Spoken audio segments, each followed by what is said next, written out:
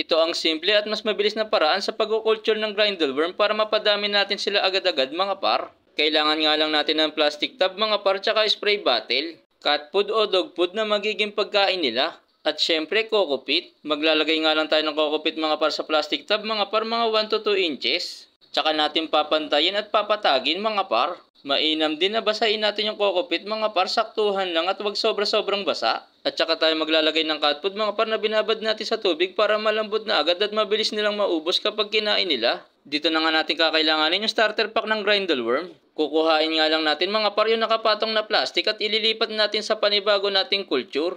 At makikita nga natin yung mga grindleworm na nakakapit sa plastic mga par, at yan nga yung magsisimula para makapagparami sila. Ipapatong nga lang natin yan sa mga pagkain na nilagay natin mga par para mabilis nila makain. At syempre bibigyan din natin ng pagkain yung lumang culture para patuloy pa rin sila sa pagpaparami. At saka tayo maglalagay ng panibagong plastic mga par na itataklob natin at kailangan lang natin tong basain. At ito na nga yung pinakahuli mga par, kailangan natin takip na mayroong mga maliliit na butas para makahinga-hinga rin sila. After 1 week mga par ay sobrang dami na nga yan nila.